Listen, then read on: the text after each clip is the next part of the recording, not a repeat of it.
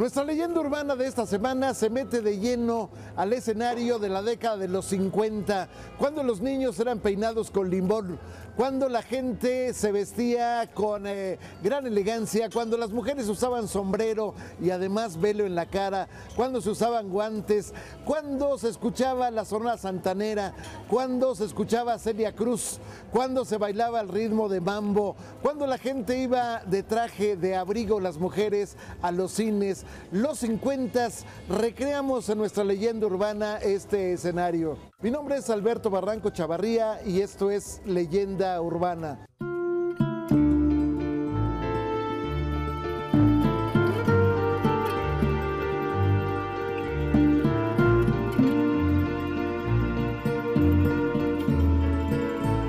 Bienvenidos a este programa de Leyenda Urbana y en esta ocasión hablaremos de la mitad del siglo XX, de la década de los años 50 en nuestro país, de la cantidad de transformaciones que hubo en ese momento en las comunicaciones, en la tecnología, en la política, en la forma de vivir de esta ciudad.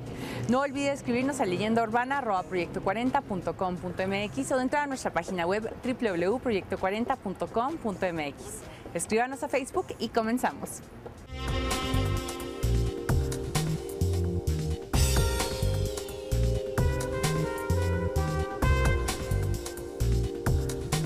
Desde 1952, los habitantes de la Ciudad de México pasaban a ver los avances de esta monumental obra, la Torre Latinoamericana, donde se había ubicado antes la compañía de seguros, justamente la Latinoamericana. Mucho antes había estado ahí el zoológico de Moctezuma y posteriormente el convento de San Francisco. Pero la gente quería ver cómo se iba armando este monstruo de hierro y de cristales. En su momento, bueno, pues eso permitía recorrer la calle que entonces se llamaba de San Juan de Letrán. Tomarse de pronto una fotografía instantánea. Había un fotógrafo en la esquina justamente de Madero y de Avenida Juárez. La gente podía ir ya desde entonces a la churrería El Moro. La gente podía llegar a un restaurante de los conocidos como tragaderos, el restaurante Rosalía. Ahí estaba la fabada asturiana, ahí estaba la paella, un lugar donde se podía comer en forma verdaderamente abundante, impresionante, al grado de que el cronista Salvador Novo les pondría los tragaderos. Pero entonces la gente vivía básicamente en una tranquilidad que se rompía de pronto en los patios de las vecindades cuando los niños salían a jugar las rondas infantiles. Ahí estaba aquella de aparecinones, vamos a jugar, el que quede solo ese perderá.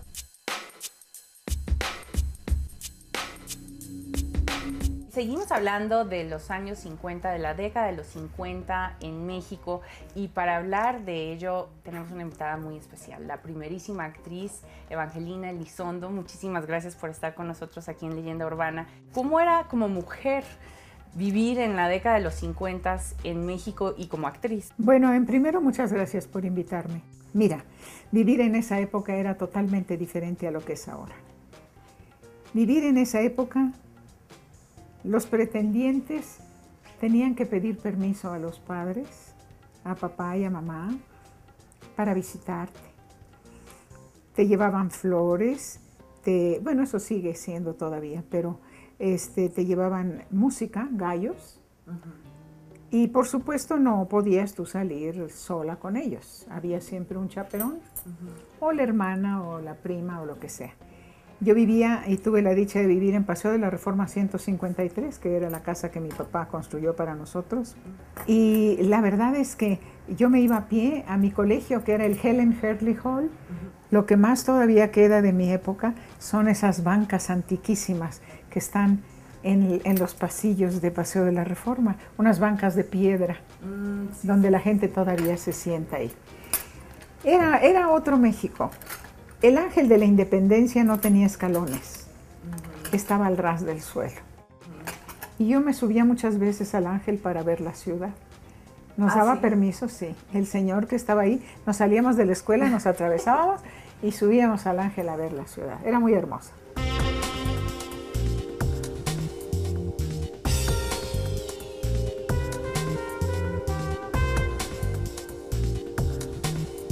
¿Qué es lo que se veía en los primeros tiempos de la televisión. Bueno, curiosamente eran programas culturales, se pasaban dramas de Shakespeare, se pasaban dramas de Bernard Shaw.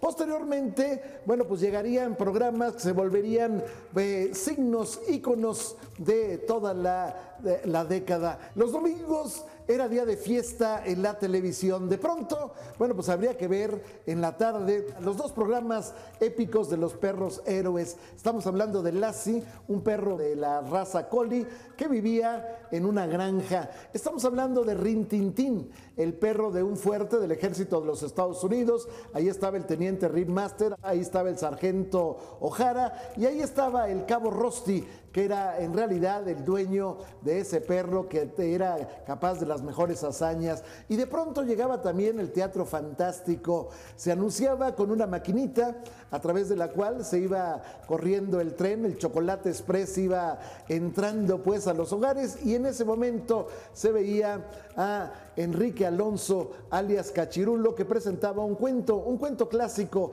cada domingo. En fin, la televisión se convertiría en algo importantísimo, tan importantísimo que de pronto en las vecindades el rico del 4 que tenía televisión cobraba 20 centavos a los niños por dejar verla. Y los niños llegaban con su banquito a sentarse y a veces se hacían palomitas caseras.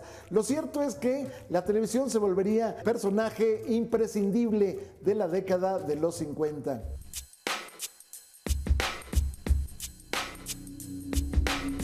Y nos encontramos aquí en uno de los patios de Ciudad Universitaria y está conmigo, bueno, uno de mis grandes amigos, compañeros, cronistas de la Ciudad de México, que bueno, admiro muchísimo, Jesús Gracias. Rodríguez Petlacalco. Cuéntame un poquito de esta década. Es interesante hablar de los años 50 porque hay una efervesciente actitud, hay un movimiento, hay una confrontación directa hacia las luchas sociales y es cuando definitivamente se clausuran o se merman luchas y presencias tan importantes como la de los ferrocarrileros, la de los electricistas, los maestros, pero también México se perfilaba ya hacia el nuevo modelo que hasta nuestros días está en boga. Y es interesante ver cómo todo esto se va alimentando en los distintos ámbitos sociales, por ejemplo el cine, ¿no? En el cine nos llegan modelos norteamericanos ya de manera más contundente como la contracultura. Claro. Y va a ser precedente también de la década de los 60 que finalmente hacia su parte, su etapa final, pues ya estallaría con movimientos de gran trascendencia como el movimiento estudiantil, ¿no?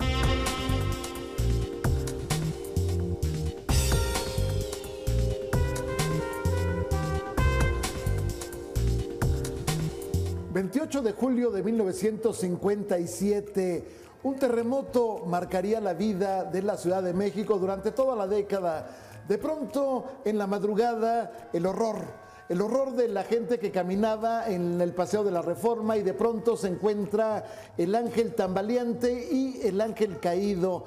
Y simbólica es la fotografía del día siguiente cuando un personaje al servicio del gobierno de la ciudad va cargando la pierna derrotada, la pierna muerta del ángel de la independencia. La cabeza está ahí como testimonio todavía en la casa de los condes de Heras y Soto, que hoy es el Museo del Archivo de la Ciudad de México.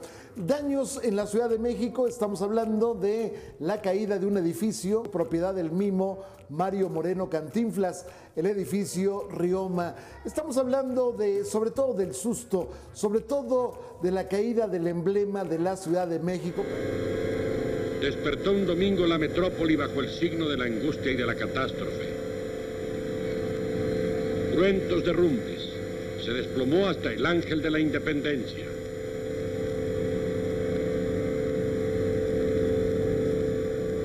Una impresión de desasosiego y amargura sacudió más que el sismo.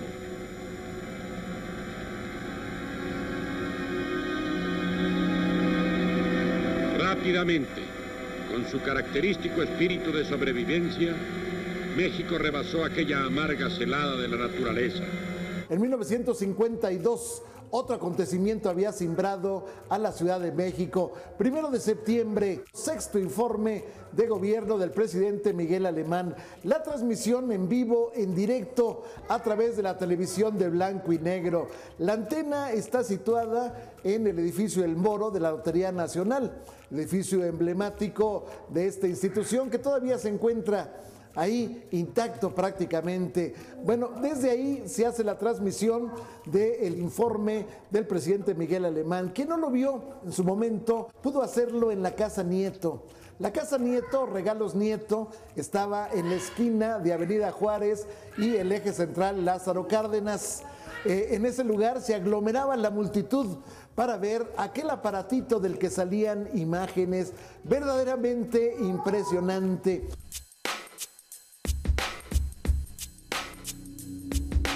En cuanto a las reglas mínimas, era la señorita siempre con guantes, la falda, o sea, ¿qué tipo de cosas eran? Los vestidos eran preciosos. En primer lugar, era una cinturita muy chiquita, la falda muy amplia, abajo de la rodilla, no era nada de minifaldas ni nada de eso. No había esos escotes que hay ahora. El busto no era muy grande, pero era como muy triangular, como muy paradito, así. La moda era muy bonita, usábamos sombrero también. El sombrerito era para ir a la iglesia los domingos. Nunca se dejaba de ir a misa. Era muy bonito todo. Yo extraño ese México, pero también me gusta lo que el México nuevo y los jóvenes de México están haciendo. También me gusta mucho. Poco a poco mis calles se animan, las puertas y ventanas se abren.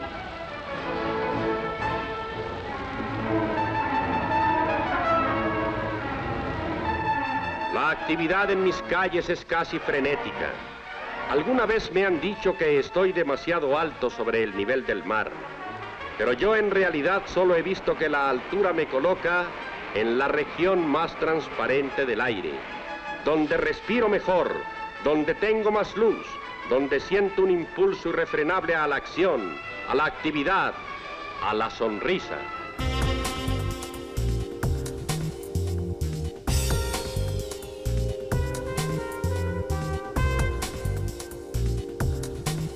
En aquel entonces la gente prefería básicamente los tranvías y los trolebuses. Había un trolebús que recorría prácticamente toda la ciudad en lo que hoy sería el circuito interior, es decir, el circuito 1 era la ruta. Se metía por donde estaba el lecho que había sido entubado del río Churubusco, se metía por la calzada de la Verónica, después conocida como Melchor Ocampo y posteriormente como circuito interior. Había un circuito 2 que llegaba hasta la villa, hasta la Basílica de Guadalupe, pero también había camiones que entonces costaban 25 centavos. Al igual que los tranvías, bueno, en ocasiones había camiones que costaban 20 centavos. El Juárez Loreto, estamos hablando del Roma Mérida, estamos hablando de la Estrella La Villa, estamos hablando del Santa Julia. La gente rara vez tomaba un taxi porque eran carísimos. Los taxis a la gente le decía libres, bueno, costaban 2 pesos. Imagínese usted una dejada de 2 pesos cuando un Volkswagen que fue la sensación en su momento, bueno, pues costaba 17,000 pesos. Y de pronto se encontraba uno con que, bueno, pues la vida era realmente barata, de acuerdo con la proporción de lo que ganaba la gente. Estamos hablando de que había la posibilidad de entrar al cine y comprarse 10 centavos de pepitas y pasársela, bueno, pues moviendo la boca todo el tiempo. Los cines en aquel entonces costaban unos 50, los cines llamados de Piojito, el más caro costaba 4 pesos. La gente iba a los cines, por ejemplo, ahí estaba el Roble, ahí estaba el Metropolitan, ahí estaba el Ópera. En su momento, hasta 1957, que fue otro de los damnificados del terremoto, estaba el Cine Encanto. Estamos hablando, sin embargo, de que el cine presentaba películas inolvidables. Por ejemplo, ahí está La Cenicienta en dibujos animados, con la voz de la gran actriz Evangelina Elizondo. Ahí está otra película en remembranza de eso, El Ceniciento, con Tintán. Ahí estaban también la película ATM, que nos muestra de las últimas películas de Pedro Infante, que nos va a mostrar, bueno, pues aquella vida de los motociclistas de tránsito junto con su querido amigo Luis Aguilar.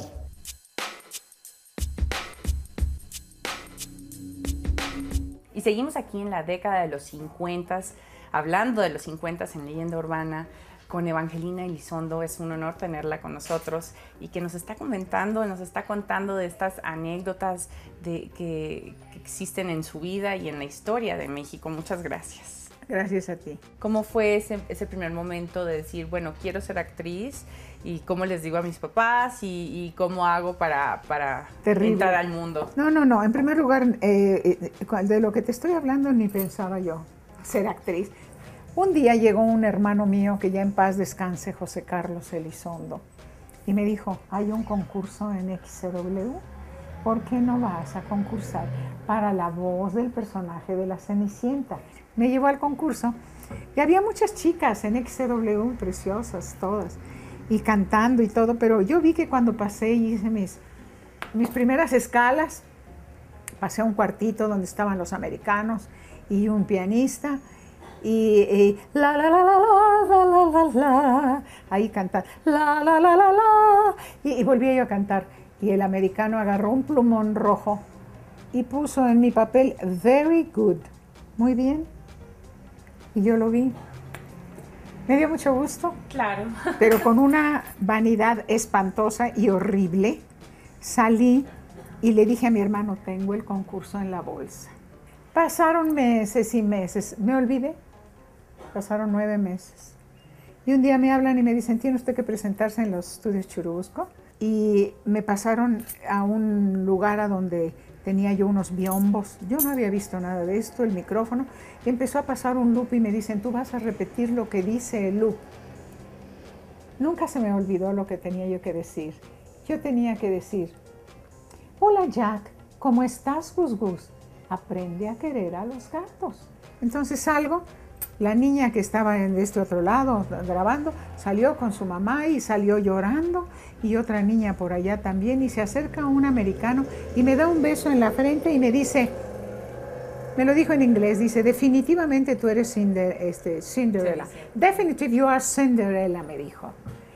Y tal vez algún día el sueño quizá seas tú.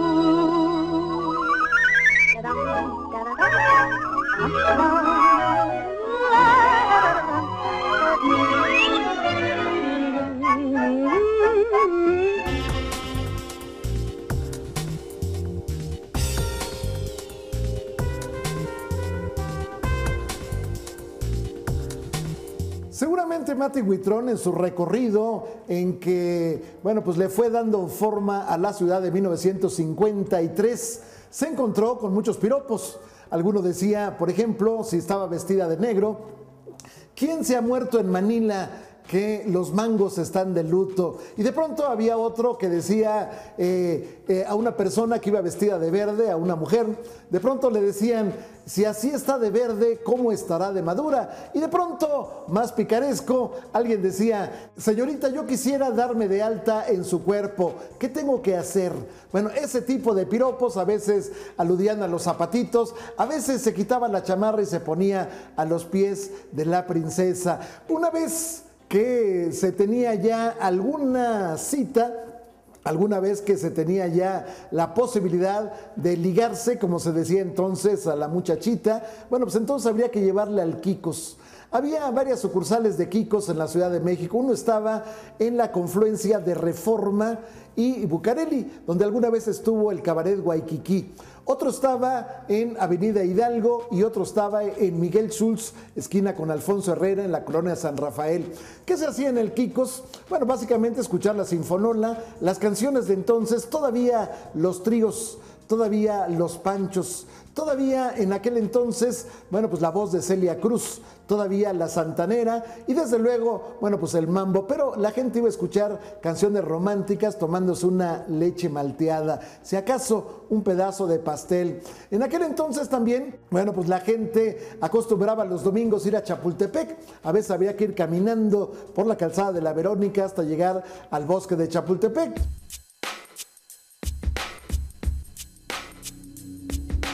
Y seguimos aquí en Leyenda Urbana hablando de una de las décadas, pues para mí, de las más importantes del siglo XX, los 50. Estábamos hablando ahora de las personalidades, esas personalidades que llegan al fin de su vida. Al fin de su vida, Cintia, y que como parte de este primer resumen de 5 décadas, una mitad de siglo, también se van y fueron ellos y ellas quienes construyeron un modelo en el ámbito que les tocó participar importante, el cimiento del siglo. Pero el asunto es que en este resumen también se van esas grandes figuras, ¿no? Y yo creo que fue un momento complejo para la sociedad mexicana porque no solo se le iba a un Pedro Infante, también se iba, ya lo comentamos, una Frida Kahlo, no solo se iba un Diego Rivera, también se iba un Jorge Negrete, y también era el momento en el cual se comenzaba la construcción de un nuevo modelo en el ámbito, por ejemplo, de la comunicación. Telesistemas Mexicanos, Televisa hoy, comenzaba también sus operaciones, la época de la radio en México vivía un momento interesante y la gente ya asumía como tal este modelo de modernidad que se había intentado desde tiempo atrás, desde los años 30, principalmente desde los 40, para mostrar un México ya en un ámbito de la modernidad que recibiría incluso una Olimpiada la década posterior, ¿no? Muchísimas gracias, Jesús, por estar con nosotros, gracias. como siempre, aquí en Leyenda Urbana y por deleitarnos con esta maravillosa plática. Gracias, Cintia. Gracias. Seguimos aquí en Leyenda Urbana.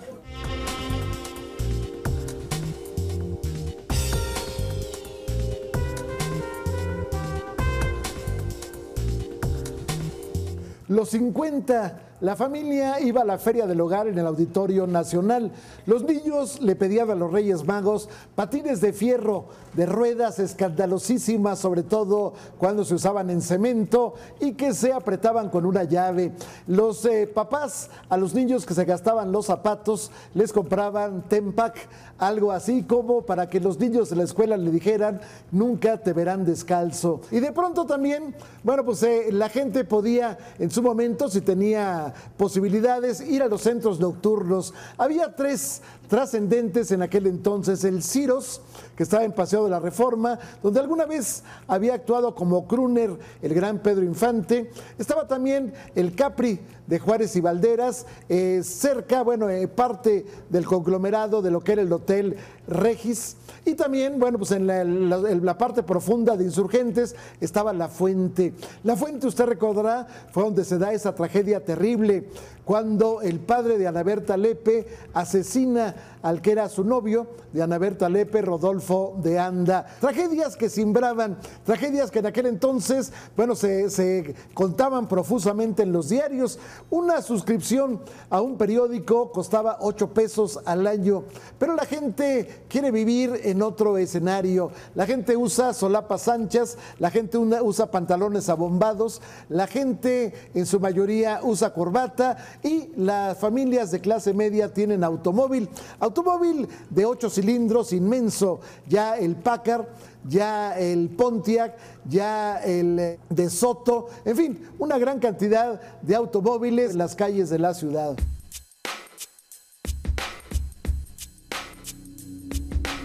Yo conocí en esa época, empecé en el cine, conocí desde luego a los hermanos Soler, con quienes trabajé con todos, maravillosos.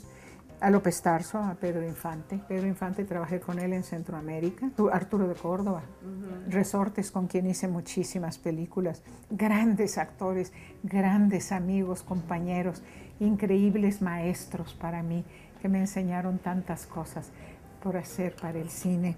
Y luego también el Indio Fernández, que me decía, si fuera yo más joven, te raptaría en mi caballo blanco y te llevaría yo. Siempre a todos se los decía lo mismo. Después a Pedro Armendáriz, el grande, yo trabajé con él, Las Tres Haciendas, Marga López, con quien trabajé, preciosa, María Félix, con quien hice La Generala, y entonces me fueron tocando actores tan importantes, y fue una vida muy, muy plena.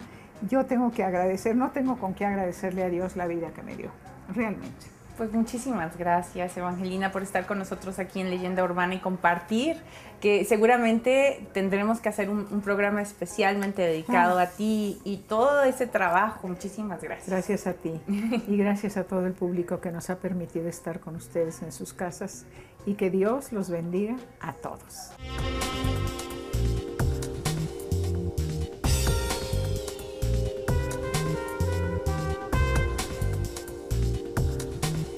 En los 50 aparecen dos libros emblemáticos. Uno, El laberinto de la soledad, del poeta Octavio Paz. La recreación de lo que somos, de lo que hemos sido a lo largo de los años. Aparece también en la pluma de Carlos Fuentes, La muerte de Artemio Cruz, en donde se recrea pues la vida de un político visto desde el entorno de la Ciudad de México. Y ya terminamos esta emisión de Leyenda Urbana dedicada a una de las décadas más importantes del siglo XX, los años 50. Una década donde México era una ciudad más bonita, más tranquila y más amable para todo el que venía a visitarla.